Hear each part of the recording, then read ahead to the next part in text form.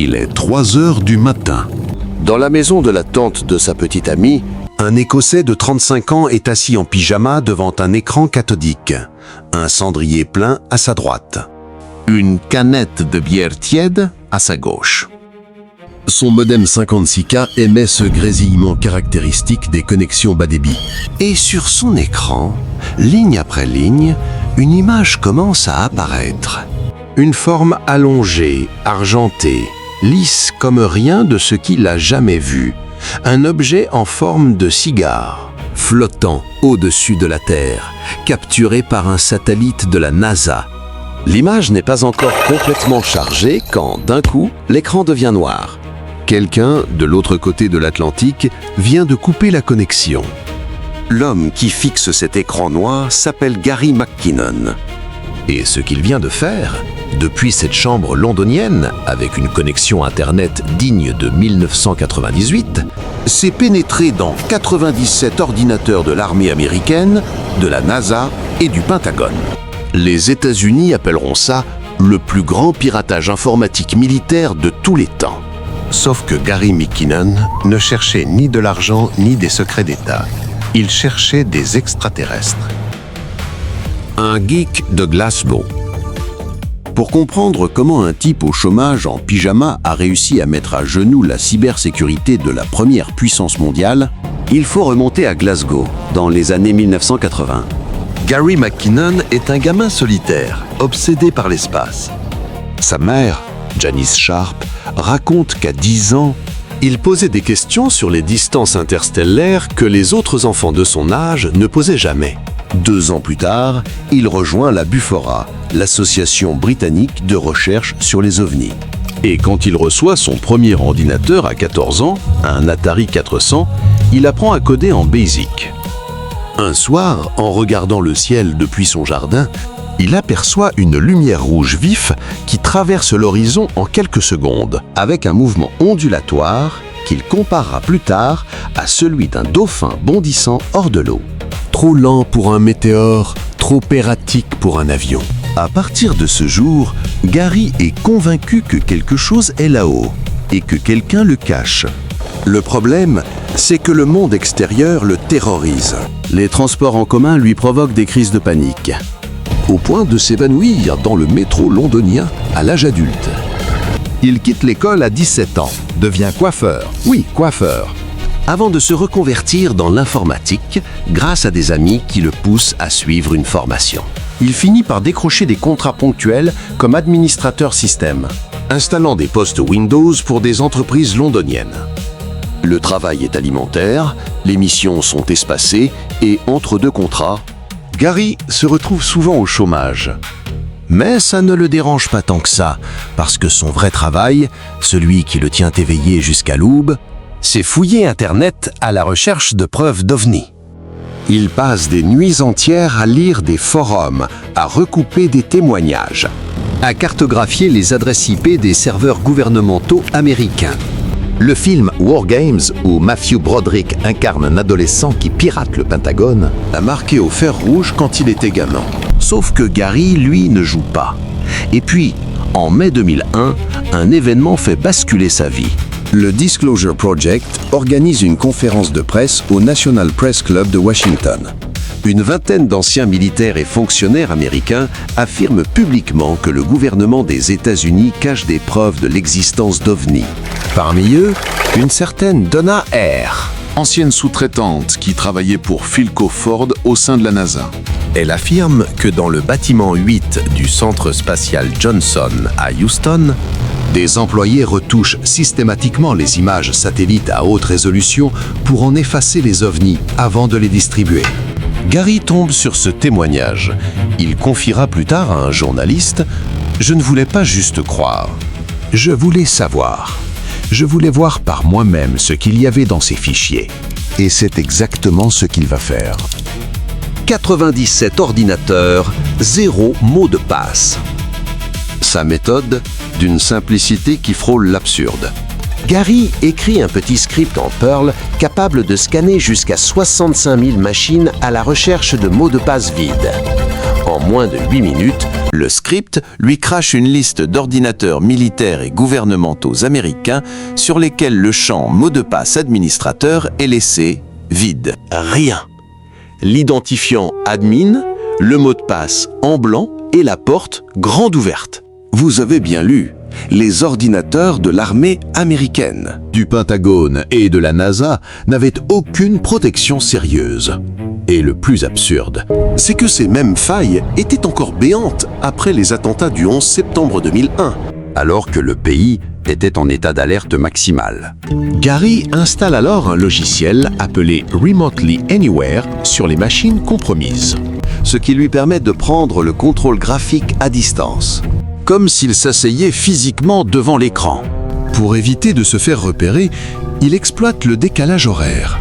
Il se connecte au milieu de la nuit américaine, quand les bureaux sont vides. Et quand il entre dans un système depuis une adresse IP déjà militaire, les autres serveurs lui font automatiquement confiance. Une technique connue sous le nom d'exploitation des relations de confiance. D'un serveur à l'autre, il s'enfonce de plus en plus profondément dans le réseau. Pendant 13 mois, de février 2001 à mars 2002, Gary McKinnon se promène dans les entrailles numériques du Pentagone et de la NASA. 13 mois, pensez-y, pendant plus d'1 an. Un civil britannique au chômage accède librement aux systèmes informatiques les plus sensibles de la planète. Et personne ne s'en aperçoit. Il tombe sur des mémos internes, des rapports administratifs, de la paperasse militaire d'un ennui total. Mais il cherche autre chose. Et il va le trouver.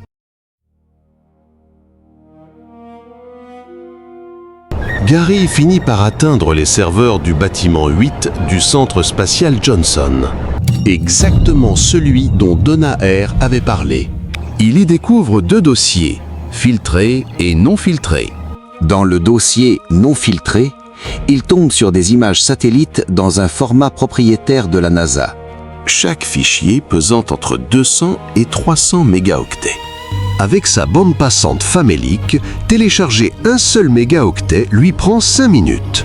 Pour vous donner une idée, récupérer une seule de ces images lui aurait pris plus de 24 heures d'affilée, sans interruption.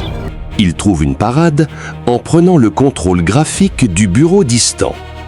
Il réduit la résolution d'affichage à 4 bits, une qualité d'image digne d'un jeu vidéo de 1985 avec 16 couleurs maximum.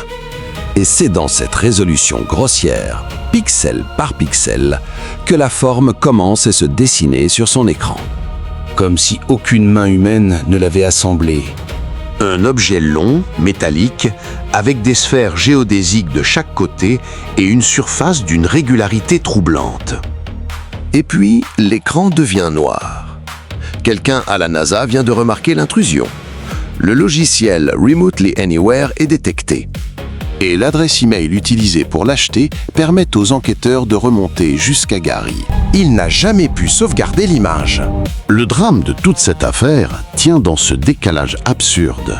La connexion trop lente pour télécharger la preuve et la NASA trop rapide pour la laisser partir. Sauf que Gary avait déjà trouvé autre chose. Les agents non terrestres.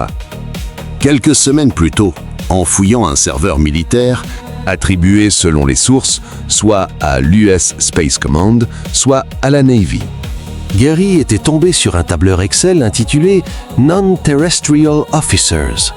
Le fichier contenait une liste d'une vingtaine de noms avec des grades militaires. Gary avait cherché ces noms dans les registres publics de l'armée américaine. Aucun n'y figurait.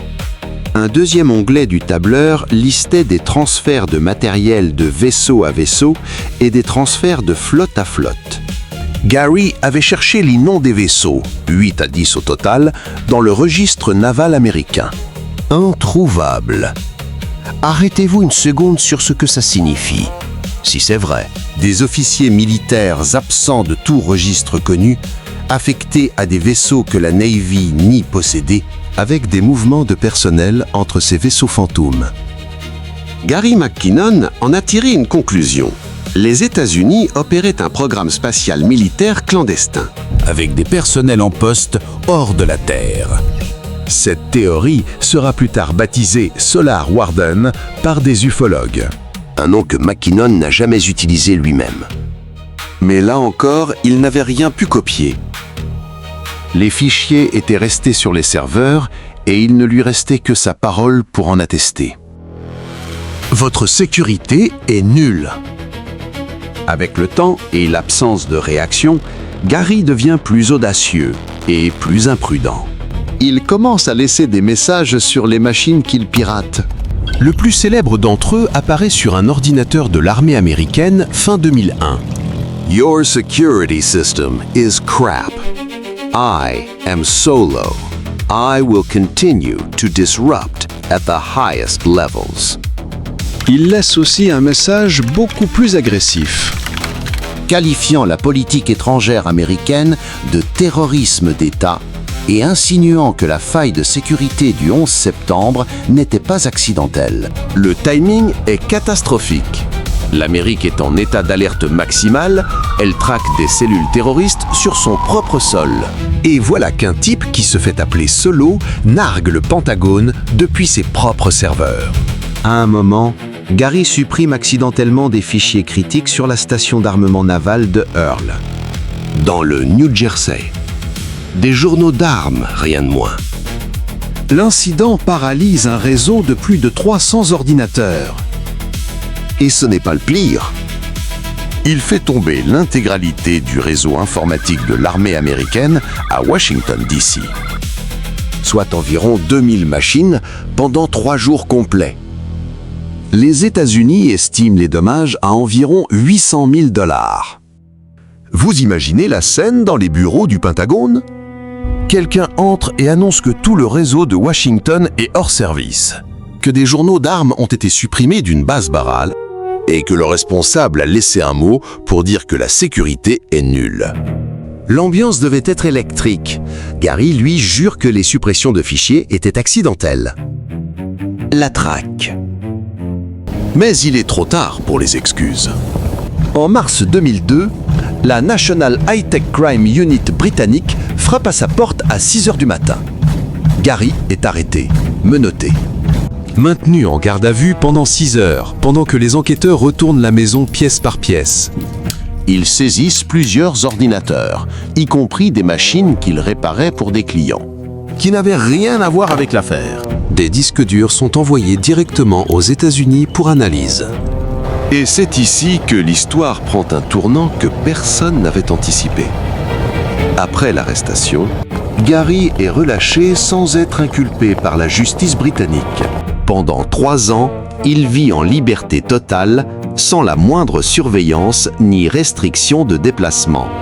Comme si rien ne s'était passé. Un de ses amis lui demandera plus tard pourquoi il n'avait pas mieux couvert ses traces. « Je n'ai jamais pensé qu'il me retrouverait », répond Gary. « J'étais dans un autre pays, derrière un modem 56K. Et puis honnêtement, je ne pensais pas que ce que je faisais était si grave. Les portes étaient ouvertes. Je suis juste entré. » Cette tranquillité relative vole en éclats en novembre 2002. Quand un grand jury fédéral de Virginie l'inculpe de 7 chefs d'accusation liés à la criminalité informatique. Chaque chef d'accusation est passible de 10 ans de prison, soit un total potentiel de 70 ans derrière les barreaux. Pour un homme qui n'a volé aucune donnée, n'a revendu aucun fichier et n'a jamais collaboré avec une puissance étrangère. Les procureurs américains lui proposent un accord. Plaider coupable en échange de 37 à 46 mois de détention. Gary refuse. Selon ses avocats, l'attitude côté américain se résume en une phrase que l'un d'eux rapportera publiquement. « On veut le voir griller ». Gary lui-même confiera plus tard qu'il avait peur d'être déclaré combattant ennemi et envoyé à Guantanamo. Un scénario improbable sur le papier, mais dans le climat post-11 septembre, le type qui avait laissé des messages anti-américains sur les serveurs du Pentagone avait des raisons d'avoir peur. 10 ans de guerre juridique. En 2005, les États-Unis demandent officiellement l'extradition de Gary McKinnon en vertu de l'Extradition Act de 2003. Un traité signé après le 11 septembre pour faciliter la poursuite des suspects de terrorisme. L'ironie est féroce. Ce traité, conçu pour attraper des terroristes, va être utilisé pour extrader un administrateur système au chômage qui cherchait des ovnis depuis la maison de la tante de sa copine. Et le traité pose un autre problème que des associations comme l'ACLU dénoncent publiquement. Il est déséquilibré. Pour extrader un Britannique, les Américains n'ont besoin que de fournir un soupçon raisonnable. Mais pour extrader un Américain vers le Royaume-Uni, il faut démontrer une cause probable. Un standard beaucoup plus exigeant. En clair, il est plus facile pour les États-Unis de réclamer un citoyen britannique que l'inverse. Gary se retrouve alors soumis à un régime de liberté conditionnelle.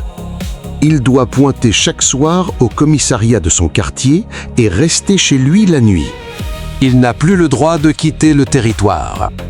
La machine judiciaire américaine tourne à plein régime contre un homme qui n'a toujours pas été jugé par qui que ce soit. Sa mère, Janice Sharp, se transforme en machine de guerre médiatique. Elle écrit un livre, Saving Gary McKinnon, lance des campagnes, donne des interviews à la chaîne. Et qualifiera plus tard la procédure de waterboarding mental. L'affaire devient une cause nationale en Grande-Bretagne. Des t-shirts Free Gary circulent. Des sites web sont créés et des célébrités se mobilisent. Sting, Peter Gabriel, Bob Geldof, Jodie Christie. Chrissie Hynde des Pretenders et David Gilmour, le guitariste de Pink Floyd, qui enregistre une reprise caritative de Chicago de Graham Nash en featuring avec Gary McKinnon lui-même. Même David Cameron et Boris Johnson, alors dans l'opposition, prennent publiquement sa défense. Le dossier se complique encore quand Gary est diagnostiqué avec le syndrome d'Asperger par Simon Baron-Cohen, directeur du Centre de recherche sur l'autisme de l'Université de Cambridge. Après 3 heures d'examen, le diagnostic tombe. Baron-Cohen explique à la presse que McKinnon présente les signes classiques du syndrome. Une attention extrêmement focalisée sur un sujet unique, dans son cas, les ovnis, et une naïveté sociale totale qui l'empêche de mesurer les conséquences de ses actes. Des psychiatres évaluent ensuite le risque suicidaire de Gary en cas d'extradition. Leur conclusion est sans appel. L'envoyer aux États-Unis pourrait le pousser au suicide. Sa mère rapporte qu'il lui a dit se sentir comme une personne déjà morte et qu'il préférerait en finir plutôt que d'être envoyé à des milliers de kilomètres de sa famille. Le verdict. Le 16 octobre 2012, après 10 ans de bataille juridique, la ministre de l'Intérieur britannique Theresa May monte à la tribune de la Chambre des communes. Elle annonce qu'elle bloque l'extradition de Gary McKinnon vers les États-Unis. Sa déclaration est accueillie par des applaudissements dans l'hémicycle. McKinnon est accusé de crimes graves, dit-elle. Mais il est aussi gravement malade. Son syndrome d'Asperger et sa dépression créent un risque si élevé qu'il mette fin à ses jours qu'une extradition serait incompatible avec ses droits humains. C'est la première fois qu'une extradition est bloquée depuis la signature du traité de 2003 entre les États-Unis et le Royaume-Uni. Janice Sharp fond en larmes devant les caméras. « On a gagné, dit-elle. On a gagné pour les petites gens, pas seulement pour les élites et les privilégiés. » De son côté, le département d'État américain publie un communiqué sec. Les États-Unis sont déçus par la décision. Le mot est faible quand on sait qu'ils ont passé 10 ans à essayer de mettre la main sur lui. L'ombre d'un doute. Gary McKinnon n'a jamais été jugé, ni au Royaume-Uni, ni aux États-Unis. Il vit aujourd'hui à Leicester, en Angleterre, où il dirige une petite entreprise de référencement web et compose de la musique pendant son temps libre. Les disques durs saisis par les autorités britanniques ont été envoyés aux Américains et n'ont jamais été restitués dans leur intégralité. Il n'existe aucune preuve matérielle de ce que Gary dit avoir vu. Mais il y a une question que les sceptiques ont du mal à balayer. Si Gary McKinnon n'était qu'un amateur inoffensif qui s'est baladé dans des serveurs mal protégés sans rien trouver d'important, Pourquoi le gouvernement américain a-t-il dépensé 10 ans d'efforts diplomatiques et juridiques pour le menacer de 70 ans de prison? Pourquoi cette rage institutionnelle contre un type en pyjama avec un modem 56K? Gary McKinnon, lui, continue d'affirmer que ce qu'il a vu cette nuit-là dans les serveurs de la NASA était réel. Et la seule chose qui l'empêche de le prouver, c'est que celui qui l'a découvert est aussi celui qui lui a coupé la connexion.